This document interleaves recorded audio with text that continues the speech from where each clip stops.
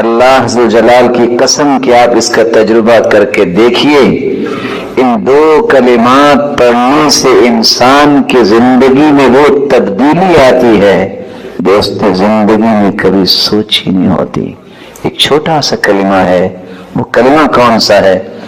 لا حول ولا قوت الا باللہ۔ صحیح بخاری کی روایت ہے 6384، صحیح الجامع کی روایت ہے 7944۔ جب ہم نے یہ حدیث پڑھی اور سمجھی، اس دن کے بعد سے پتہ نہیں احساس ہی بن گیا ہے، جیسے ہی پڑھتے نا محسوس ہوتا ہے کہ اب برائیاں دور ہونا شروع ہو گئی اور نیکیاں قریب آنا شروع ہو گئی۔ اس کا معنی بھی یہی نا، اللہ میری کوئی طاقت نہیں، ساری طاقتوں کا مالک تو ہے، تیری توفیق ہونی ہے تو کچھ ہونا ہے۔ لیکن اللہ کے رسول نے خوشخبری کیا سنائی ہے؟ یا حازم اکثر من لا حول ولا قوت الا باللہ، یا عبد اللہ ابن قیس الا ادلک علی کنز من کنوز الجنہ۔ میری سچے دل سے بتائیے گا، اگر آپ میں سے کسی کو کہہ دیا جائے کہ یہ بینک ہے، یہ چابی ہے، جو چاہے لے لو، کوئی چھوڑے گا؟ بولے نہیں، ویسے ملنے والے نہیں ہیں، کوئی چھوڑے گا؟ اور حدیث کیا کہہ رہی؟ جنت کے خزانوں میں سے اگر کسی کو خزانہ چاہیے تو وہ کیا ہے؟ لا حول ولا قوت الا باللہ۔ اور کیا چاہیے؟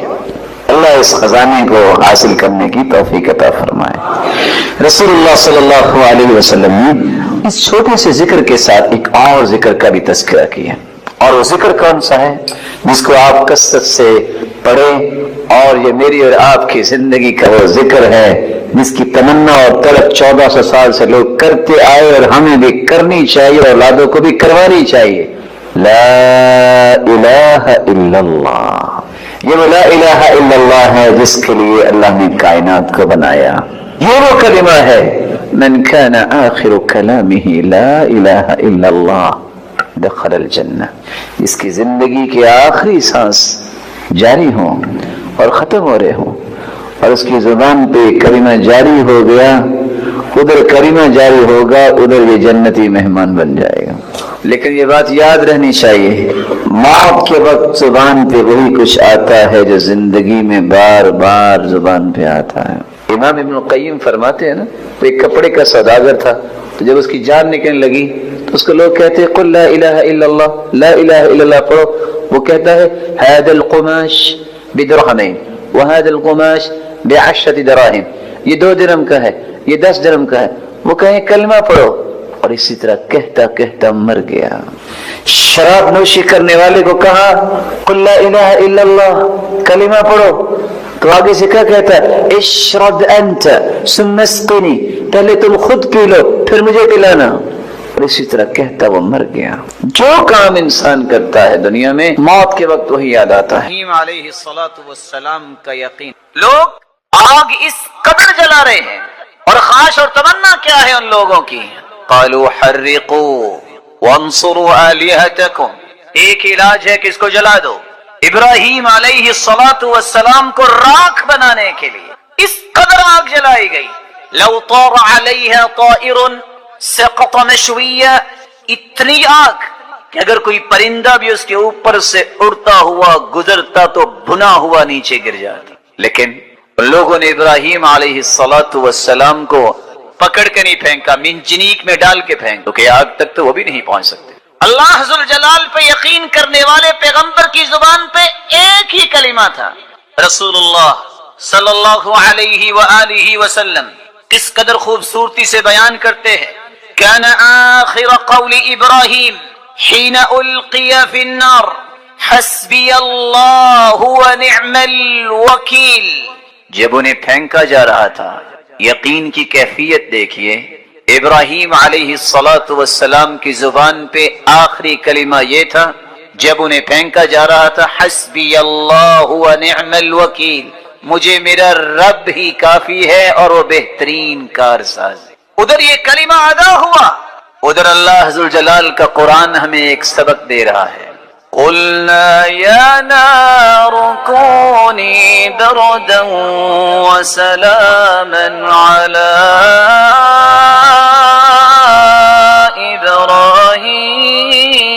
ابراہیم اللہ تعالیٰ نے حکم دیا آگ کو، آگ تو اللہ کی مخلوق ہے، میرے بندے کو جلانا نہیں ہے۔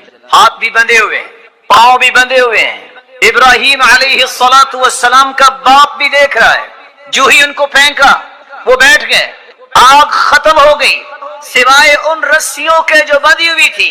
جب وہ رسیاں بھی جل گئیں مسکرانے لگ گئے۔ باپ دیکھ کے کہتا ہے نعم الرب ربک یا ابراہیم، ابراہیم تیرا رب تو بہت بڑا نکلا، تجھے کچھ ہونے ہی نہیں دی۔ ابراہیم علیہ السلام کا یقین تھا میرا رب مجھے کافی اور بہترین کارساز ہے۔ یہ آگ، یہ شعلے، یہ کوئلے کیسے ختم ہوں گے؟ یہ میری تکلیف اور میری ٹینشن نہیں، میرا رب کرے گا۔ اس ذات پہ یقین کیا، اللہ ذوالجلال نے اسے باغ اور باغیچہ۔ تیسرا عمل بہت چھوٹا ہے لیکن اس سے میرے نام اعمال میں نیکیوں کا پلڑا بھاری ہو جائے گا۔ کلمتان حبیبتان الی الرحمن خفیفتان علی اللسان ثقیلتان فی المیزان سبحان اللہ وبحمدہ سبحان اللہ العظیم۔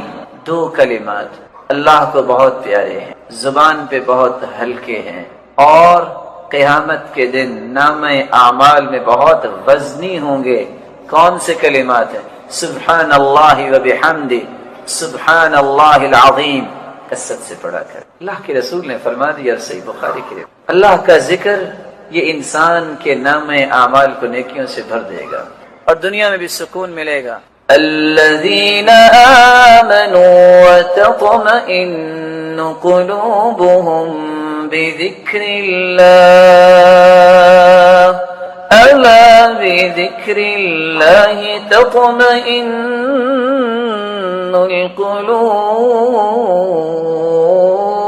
القلوب۔ اللہ نے اگر انسان کے دل میں سکون رکھا ہے تو اللہ کے ذکر سے۔ سبحان اللہ وبحمدہ سبحان اللہ العظیم اگر لمبا ہے آپ اس کو چھوٹا کر سکتے ہو۔ دوسری روایت کے الفاظ یہ بھی ہیں من قال سبحان اللہ وبحمدہ 100 مرہ حطت عنہ خطایا وان كانت مثل زبد البحر۔ جو شخص 100 مرتبہ یہ کہہ دے سبحان اللہ وبحمدہ، بس 100 مرتبہ کہہ دے، اللہ ذوالجلال سمندر کی جھاگ گناہ ہوں تو اللہ انہیں معاف کر۔ یا ایھا الانسان ما غرک بربک الکریم۔ ان کلمات کو تلاش کرو جو کلمات اللہ کے رسول نے سکھائے ہیں، جن کو اسم اعظم کہتے ہیں۔ اسم اعظم کے ساتھ کی گئی دعا رد نہیں ہوتی۔ وہ کون سے کلمات ہیں اسم اعظم کے؟ اللہم انی اسألک بانی اشہدک انک لا الہ الا انت الاحد الصمد الذی لم یلد ولم یولد ولم یکن له کفوا احد۔ یہ بھی اسم اعظم۔ دوسرا اسم اعظم اللہم لا الہ الا انت المنان بدیع السماوات والارض یا ذا الجلال والاکرام۔ یہ بھی اسم اعظم، پہلی ابو داؤد کی روایت اور یہ جامع ترمذی کی۔ اور تیسرا اسم اعظم اللہم انی اسألک بان لک الحمد لا الہ الا انت وحدک لا شریک لک المنان بدیع السماوات والارض ذو الجلال والاکرام۔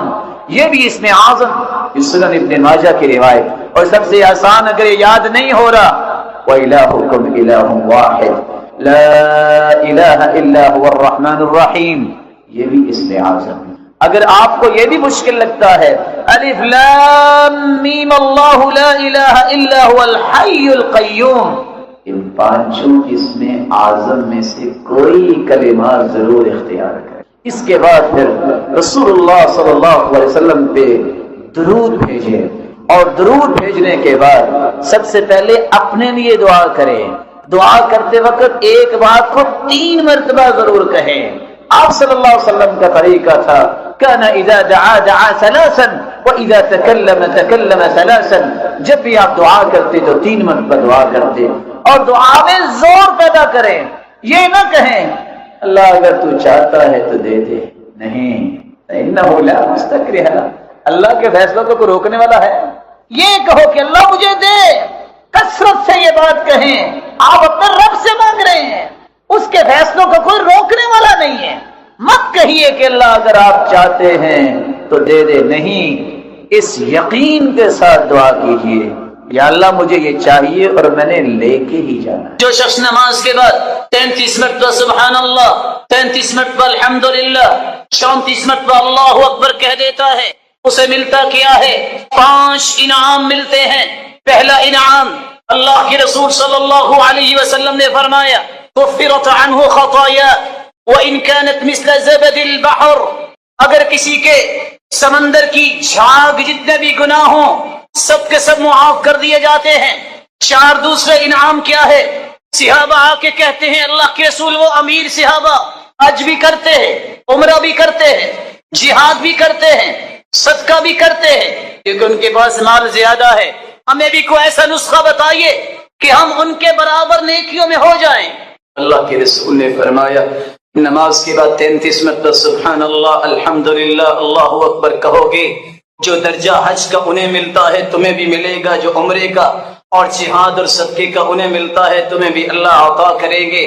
قرآن مجید کی سب سے خوبصورت صورتیں جو فجر کی نماز سے پہلے 2 رکعتوں کے اندر پڑھی جاتی ہیں، قل یا ایھا الکافرون اور قل ھو اللہ احد، بلکہ اس صورت کے الفاظ اللہ کے ہاں مقام رکھتے ہیں۔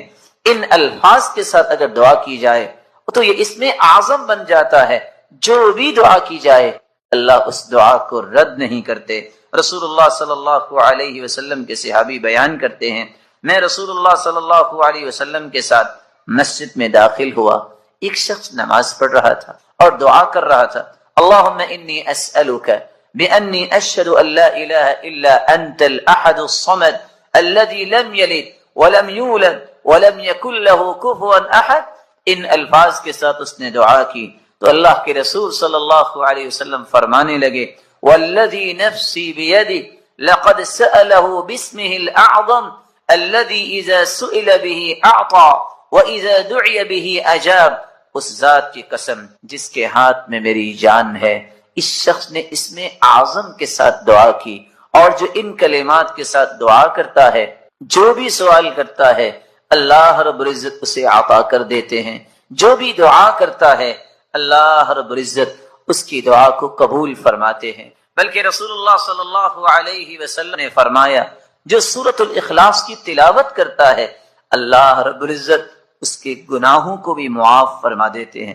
1 مرتبہ نہیں، آپ نے 3 مرتبہ فرمایا قل یا ایھا الکافرون فقال قد برئ من الشرک۔ ایک آدمی کو قل یا ایھا الکافرون پڑھتے سنا، آپ نے فرمایا یہ شرک سے بری ہو گیا۔ دوسرے شخص کو سنا وہ قل ھو اللہ احد پڑھ رہا تھا، فقال غفر له، اللہ رب العزت نے اس کے گناہوں کو معاف کر دیا ہے۔ میرے بھائیو بابوزی ہو کر، قبلہ رخ ہو کر 4 لفظوں میں سے کوئی لفظ ضرور استعمال کرو۔ وَإِلَٰهُكُمْ إِلَٰهٌ وَاحِدٌ لَا إِلَٰهَ إِلَّا هُوَ الرَّحْمَٰنُ الرَّحِيمُ، یہ اسم اعظم ہے۔ دوسرا لفظ الف لام میم اللہ لا الہ الا هو الحی القیوم۔ تیسرا لفظ اللہم انی اسألک بأنی اشہدک انک انت اللہ لا الہ الا انت الاحد الصمد الذی لم یلد ولم یولد ولم یکن له کفوا۔ چوتھا لفظ اللہم لا الہ الا انت المنان بدیع السماوات والارض ذا الجلال والاکرام۔ ان 4 لفظوں میں سے کوئی لفظ بھی بولو، حدیث کہتی اللہ کبھی تمہاری دعا کو رد کریں گے ہی نہیں۔ اس میں اعظم ہے یہ، اذا دعی فاجاب واذا سئل فاعطى، جو مانگو گے عطا ہوگا، جو دعا کرو گے قبول ہوگی۔ پھر اس کے بعد درود پڑھیے، درود پڑھنے کے بعد یقین کر کے دعا کیجیے۔ کیسا یقین؟ ادعوا اللہ وانتم موقنون بالاجابہ، یقین ہوگا، یہ ناممکن میرے نزدیک ہے، ساری امیدوں کی ڈورے ڈاکٹر نے توڑ دی، کچھ نہیں ہوگا، لیکن یہ مخلوق ہے، میں بھی نہ اور محترم ڈاکٹر صاحب بھی، فیصلہ اس کا ہونا۔ اللہ مجھے یہ چاہیے، فلیعزم المسئلہ، چمٹ کے دعا کیجئے یقین کے ساتھ کہ وہ ضرور سنے گا۔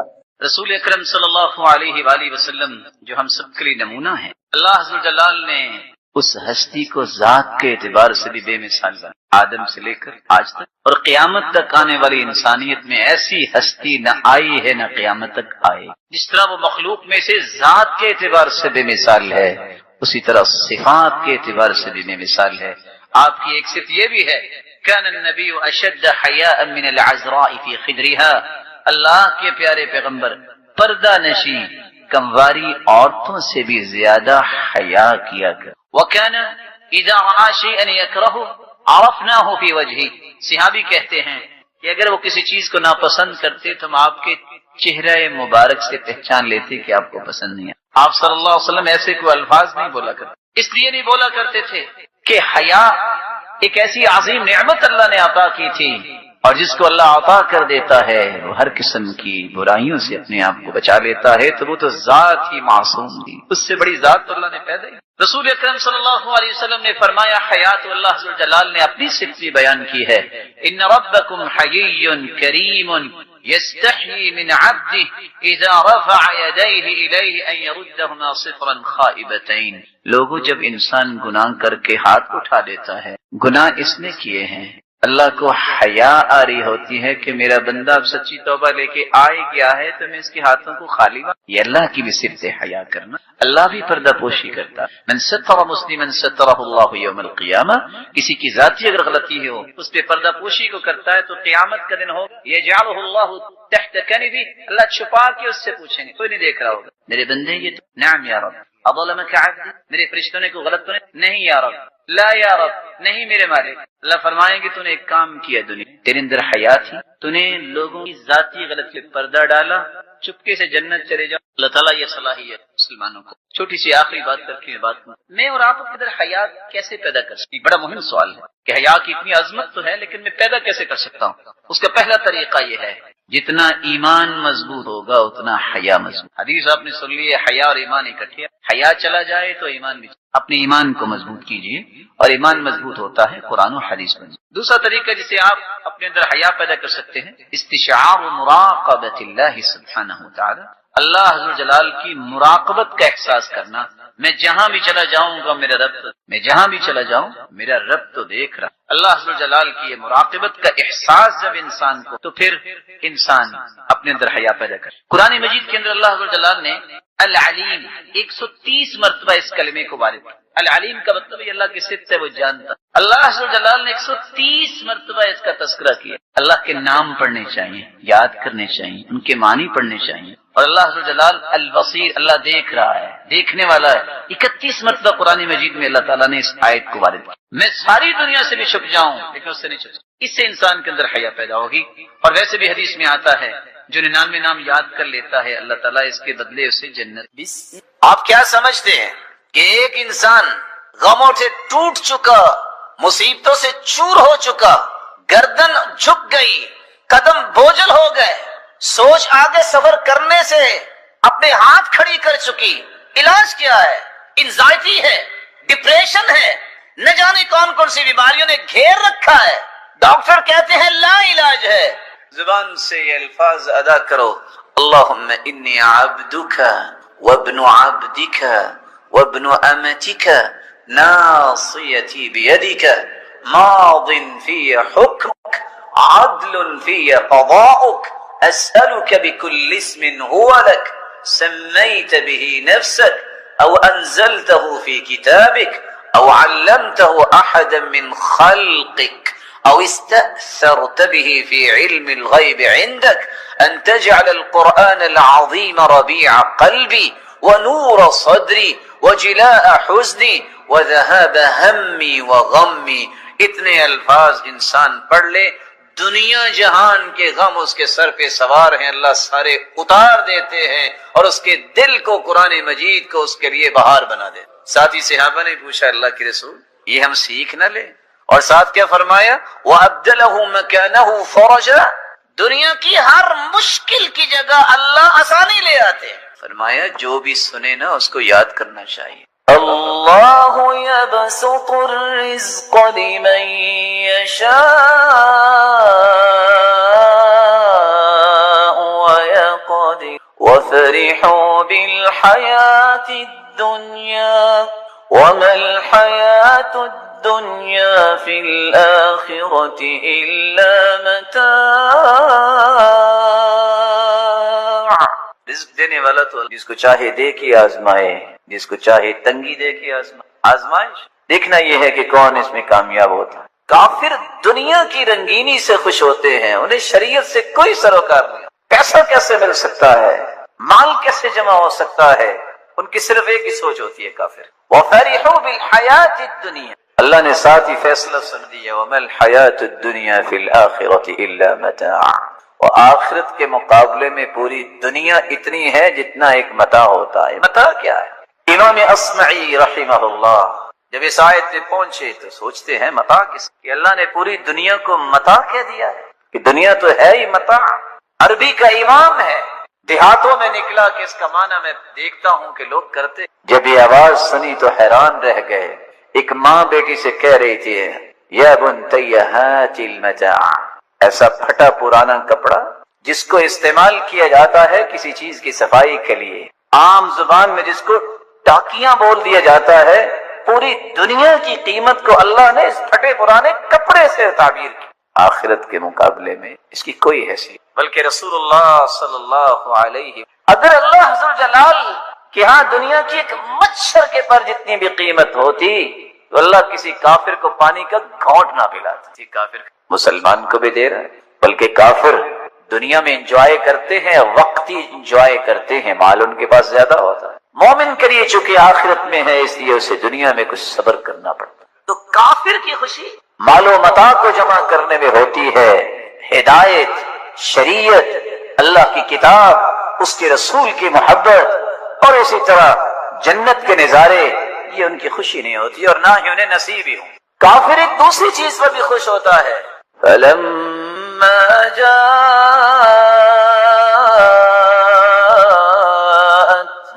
رُسُلُهُم بِالْبَيِّنَاتِ فرحوا بما عندهم من العلم وحاق بهم ما كانوا به يستهزئون. جب ان کے پاس اللہ کے پیغمبر اللہ کی طرف سے بینات اور واضح دلائل لے کے آئے، انہوں نے اس شریعت کو، اس وحی کو ٹکرا دیا. کافروں نے کہا کہ جو ہمارے باپ دادا کہتے تھے نا ہم تو اس پہ راضی، ہمیں تو خوشی ہے کہ ہم اپنے باپ دادا کے دین پر ہیں.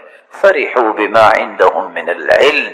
اور اس لیے اللہ عز و جلال نے دوسری جگہ دو حقیقتوں کو بیان کیا ہے. خوش تو قارون بھی بڑا ہوا تھا. ان قارون كان من قوم موسى فبغى عليهم وآتيناه من الكنوز ما إن مفاتحه لتنوء بالعصبة أولي القوة إذ قال له قومه لا تفرح إن الله لا يحب الفرحين. قارون کے بہت بڑے خزانے تھے، 9 لوگ تو صرف اس کے خزانوں کی چابیاں ہی اٹھاتے. قوم نے کہا اتنا اکڑنے اچھلنے کی بات نہیں ہے، اللہ اس خوشی کو پسند نہیں کرتے کہ اللہ کا نام ہی نہ کبھی لیا جائے اور مال کو اکٹھا کرنے میں انسان دھت ہو جائے، نشے میں چلا جائے اور اندھا ہو جائے کہ کسی طریقے سے مال مجھے ملنا چاہیے، اسے اللہ یاد ہی نہ رہے. اللہ اس خوشی کو پسند. فَلَمَّا نَسُوا مَا ذُكِّرُوا بِهِ فَتَحْنَا عَلَيْهِمْ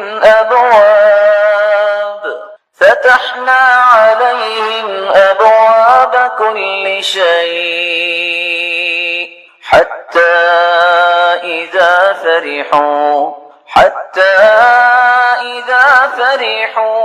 جب نصیحت کی گئی تو انہوں نے اس نصیحت کو بلا دیا تو اللہ نے سزا کیسی دی؟ دروازے کھول دیے ان کے. جب انہیں نعمتیں ملی، نعمتوں پہ اچھلنے لگے کہ لو اللہ کی پسند ہے تو ہمیں نعمتیں ملی ہیں. حتی اذا فرحوا بما اوتوا اخذناهم بغتة فإذا هم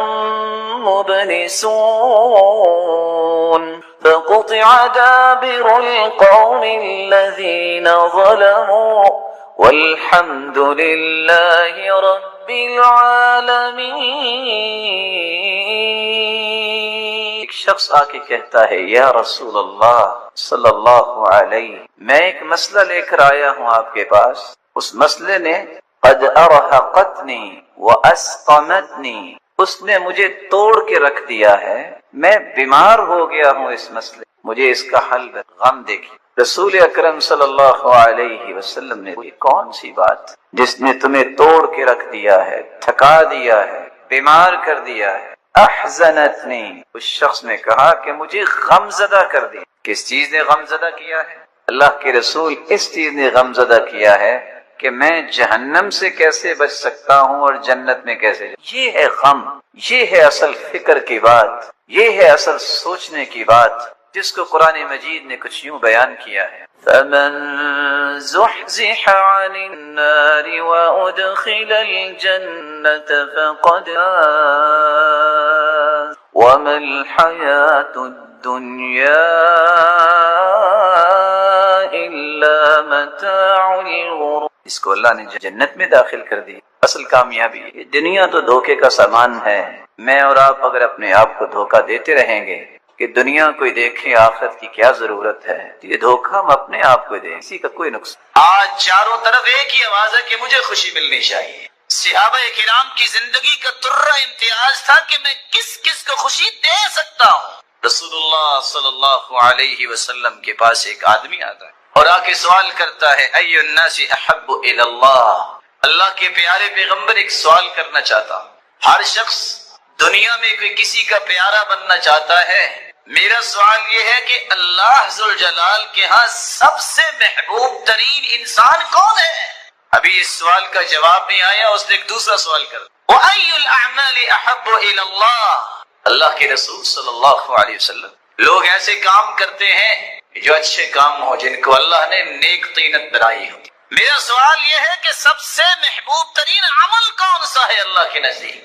آپ صلی اللہ علیہ وآلہ وسلم نے یہ دونوں سوال سنے، اور ان دونوں سوالات کو سننے کے بعد پھر آپ نے جو جواب دیا، کیا کمال کا جواب ہے، جو میرے اور آپ کے لیے سوچنے اور فکر کرنے کی بات اس میں موجود ہے۔ احب الناس الی اللہ انفعهم، اگر تمہارا جی چاہتا ہے کہ قیامت کے دن ان لوگوں کی صف میں کھڑے ہو جاؤ جو اللہ ذوالجلال کے ہاں محبوب ترین لوگ ہیں، اس کے لیے کام کرنا ہوگا۔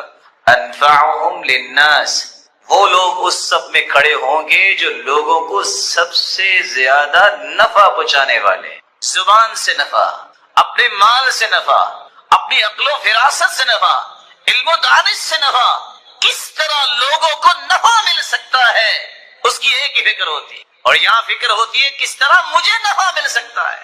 دونوں میں فرق ہے۔ رسول اللہ صلی اللہ علیہ وآلہ وسلم نے تو تاجروں کو بھی یہ کہہ دیا تھا، التاجر المسلم الصدوق، ہو تاجر، ہو مسلمان، ہو سچ بولنے والا، الامین، ہو امانت دار، قیامت کا دن ہوگا اللہ ذوالجلال اسے انبیاء کے ساتھ کھڑے۔ اس لیے فرمایا زن وارجح، اگر تم وزن کر کے کوئی چیز دینا چاہتے ہو برابر نہ دینا بلکہ زیادہ دینا۔ اصول دیکھیے، اگر کوئی تجارت میں زندگی کھپا رہا ہے، ذرا اس اصول کو اختیار کر کے دیکھے، برکتیں اتنی آئیں گی سنبھالی نہیں جائیں گی، کیونکہ یہ اللہ کے رسول صلی اللہ علیہ وسلم کا بتایا ہوا طریقہ۔ احب الناس الی اللہ انفعهم للناس، اللہ ذوالجلال کے محبوب لوگوں کی سب میں شامل ہونا ہے تو سب سے زیادہ جو نفع مند ثابت ہوگا معاشرے میں وہ اللہ کے ہاں سب سے محبوب۔ واحب الاعمال الی اللہ سرور تدخلہ علی مسلم، میرے صحابی تم نے یہ سوال کر دیا ہے کہ اعمال کون سے ہیں جو اللہ کے ہاں محبوب ترین ہیں۔ سب سے پہلا عمل کیا ہے؟ سب سے محبوب ترین عمل یہ ہے کہ تم خوشیاں بانٹنے والے بن جاؤ۔ انسان کی زبان سے نکلے کلمات جو ہیں اللہ اس کی قدر کرتے ہیں، اور نکلے ہوئے کلمات پہ سزائیں بھی ملتی ہیں۔ رسول اکرم صلی اللہ علیہ وآلہ وسلم صحابہ کرام کو یہ بات سکھائی تھی۔ ایک صحابی کی استفسار پہ آپ نے کہا کہ درود زیادہ پڑھا کرو، حدیث لمبی ہے۔ صحابی نے یہ گزارش کی اگر میں درود ہی پڑھتا رہوں مجھے مانگنے کا کچھ وقت ہی نہ ملے، تو پھر فرمایا اذا تکفى همك ويغفر لك ذنبك، میرے صحابی اگر تم کثرت سے درود پڑھتے رہو گے تو یاد رکھنا زندگی کے سارے غم دور ہو جائیں گے اور اللہ عز و جلال تمہارے سارے گناہوں کو بھی معاف کروا۔ زبان سے کلمہ بولا ہے۔ رسول اللہ صلی اللہ علیہ وآلہ وسلم نے فرمایا ایک چھوٹا سا کلمہ ہے، استغفر اللہ الذی لا الہ الا هو الحی القیوم واتوب الیہ رب اغفر وارحم وتوب علیہ انک انت التواب الرحیم اللہم اغفر لی ذنبی۔ ان الفاظ میں سے جو الفاظ بھی آپ کو آسان لگے اگر آپ اپنی زبان پہ لے آئیں اور اگر سید الاستغفار آ جائے تو پھر تو اللہ کی رحمت ہی رحمت ہو جاتی ہے۔ اللہم انت ربی لا الہ الا انت خلقتنی وانا عبدک وانا على عهدك ووعدك ما استطعت اعوذ بك من شر ما صنعت ابوء لك بنعمتك علي وابوء بذنبي فاغفر لي فانه لا يغفر الذنوب الا رسول اکرم صلی اللہ علیہ وسلم کا فرمان سنیے، من لزم الاستغفار جعل الله له من كل هم فرجا ومن كل ضيق مخرجا ورزقه من حيث لا يحتسب۔ جو کثرت سے استغفار کرتا ہے اللہ عز و جلال اس کی مصیبتوں کو خوشیوں میں تبدیل، اس کی تنگی کو آسانی، اور اللہ عز و جلال اسے وہاں سے عطا کرتے ہیں جہاں سے اس نے کبھی گمان نہیں۔ اور اگر سید الاستغفار صبح کو پڑھ لے موقنا بہا، یقین کرتے ہوئے، تو رسول کائنات کی یہ خوشخبری ہے اگر وہ مغرب سے پہلے فوت ہو جاتا ہے دخل الجنہ، یہ شخص جنت میں جائے۔ اور اگر مغرب کے شام کو پڑھ لیتا ہے فمات قبل ان یصبح، صبح سے پہلے فوت ہو جاتا ہے تو یہ شخص جنتی ہے۔ جس شخص کا عقیدہ درست ہے، فرائض کی پابندی کرتا ہے، اس کلمے کو تو اس نے اختیار کر لیا، لیکن اللہ جلال نے 24 گھنٹے کی خوشخبری اپنے پیغمبر کی زبان اثر سے زبان سے نکلے کلمات کی وجہ سے زندگی میں روشنی آتی ہے یا تاریکی آتی ہے۔ اچھے کلمات انسان بولتا ہے زندگی پر رونق بن جاتی ہے۔ اللہم انی عبدک وابن عبدک وابن امتک ناصیتی بیدک ماض فی حکمک عدل فی قضاؤک اسألک بکل اسم هو لک سمیت به نفسک او انزلته فی کتابک او علمته احدا من خلقک او استأثرت به في علم الغيب عندك ان تجعل القرآن العظيم ربيع قلبي ونور صدري وجلاء حزني وذهاب همي۔ سید المرسلین کا فرمان ہے جو جتنے الفاظ زبان پہ لے آئے زندگی کا کوئی بھی غم ہو اللہ عز و جلال اس غم کی جگہ پہ خوشی کو لے آتے، الا ابدلہ اللہ مکانہ فرحا، اللہ اس غم کو دور کر کے اتنی خوشی عطا کر دیتے ہیں۔ صحابی نے فٹ سوال کیا اللہ کی اس کا مطلب ہے یہ تو ہمیں سیکھنا چاہیے، فرمایا ينبغي لمن سمعها ان يتعلمها، ہاں جس نے کبھی یہ بات سن لی وہ اس کو ضرور سیکھے اور یاد کرے تاکہ غموں کو اپنی زندگیوں سے دور کرے۔ رسول اللہ صلی اللہ علیہ وسلم نے فرمایا من اصابه غم او ہم او سقم او شدہ، کسی کی زندگی غموں میں، فکروں میں یا کسی سختی میں چلی گئی، بیماریوں میں گر گئی، طاقت کتنی ہے زبان سے نکلنے والے الفاظ کی جب وہ اللہ کی رضا کے لیے کہے جائیں اور اتنا کہہ دے اللہ ربی لا شریک لہ، اتنے الفاظ وہ کہہ دے اللہ اس کا غم، فکر، بیماری اور وہ سختی اس سے اللہم اکفنی بحلالک عن حرامک واغننی بفضلک عمن سواک۔ سیدنا علی رضی اللہ تعالیٰ عنہ بیان کرتے ہیں ایک شخص قرض سے بہت پریشان، تو آپ صلی اللہ علیہ وسلم نے فرمایا لو كان عليك مثل جبل صغير دينا اذهبه الله عنك، اگر صغیر پہاڑ جتنا بھی تجھ پہ قرض ہے یہ کلمات اپنی زبان پہ لے آؤ اللہ اس قرض کو دور۔ عبادت کا انسانی زندگی پہ اثر ہے، یہ صرف آخرت کے لیے نہیں ہم کرتے۔ رسول اللہ صلی اللہ علیہ وسلم نے فرمایا دعاء ذی النون لا الہ الا انت سبحانک انی کنت من الظالمین لم يدع بها قط الا استجاب اللہ لذلك۔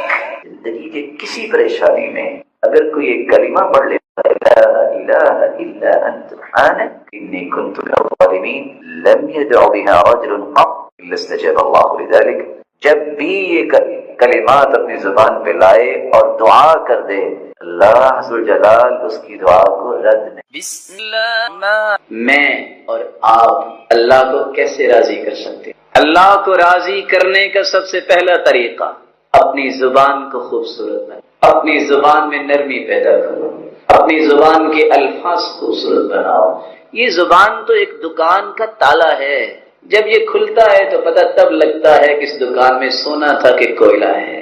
اس لیے رسول اللہ صلی اللہ علیہ وسلم نے فرمایا، بندہ مومن بسا اوقات صرف ایک کلمہ بولتا ہے، لمبی چوڑی بات نہیں، ایک کلمہ اللہ کی رضا کا بولتا ہے، اللہ اتنے درجات بلند کر دیتے ہیں کہ انسان کا تصور وہاں پہنچ ہی نہیں سکتا۔ زبان اچھی بناؤ، زبان نرم بناؤ، زبان میٹھی بناؤ، جس کی زبان میں نرمی آ جائے اللہ دلوں میں، لوگوں کے دلوں میں اس کی محبت خود ڈال دیتے ہیں۔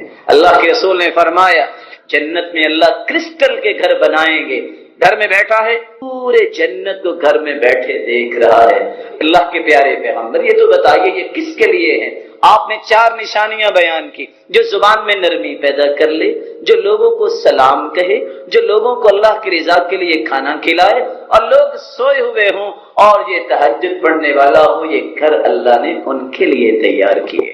دوسرا طریقہ جس سے آپ اور میں اللہ کو راضی کر سکتے ہیں، پانی اللہ کی نعمت، کھانا اللہ کی نعمت، جب بھی پانی پیو، جب بھی کھانا کھاؤ تو الحمدللہ کہو۔ رسول اکرم صلی اللہ علیہ وسلم کا فرمان ہے جب بندہ مومن پانی پیتا ہے یا کھانا کھاتا ہے الحمدللہ کہتا ہے، اللہ اس سے راضی ہو جاتے ہیں۔ اور میں تو حیران ہوں، ان احادیث کو پڑھ کے آپ بھی حیران ہوں گے، جب حدیث کی کتاب کھولتے ہیں چند حدیثیں ایسی سامنے آتی ہیں تو ورطہ حیرت میں چلے جاتی، اتنی اللہ کی رحمت وسیع، اور بندے کا خیال ہی کو نہیں کو بدبختی رحمت سے مایوس ہوگا اور محروم ہوگا۔ تیسرا طریقہ جس سے آپ اللہ کو راضی کر سکتے ہیں، اصبر علی ما یقولون وسبح بحمد ربك قبل طلوع الشمس وقبل غروبها ومن آناء الليل فسبح وأطراف النهار لعلك ترضى۔ صبح شام ذکر کرنے والا، اللہ کی حمد بیان کرنے والا اللہ کو راضی کر سکتا ہے۔ اللہ کو راضی کرنا ہے اٹھتے بیٹھتے، چلتے پھرتے، جب بھی فارغ ہو یہ کلمات اپنی زبان پہ لے آؤ، اللہ اکبر، لا الہ الا اللہ، استغفر اللہ، لا حول ولا قوة الا باللہ، حسبی اللہ ونعم الوکیل، نعم المولى ونعم النصیر، یا حی یا قیوم برحمتک استغیث، اللہ اللہ ربی لا اشرک بک شیئا۔ چوتھا طریقہ جس سے آپ اللہ کو راضی کر سکتے ہیں، اللہ نے جو کچھ دیا شکر کرو، نہ شکری نہ کرو، واویلا نہ کرو، کہو یہ کیوں نہیں ملا، یہ مجھے ملنا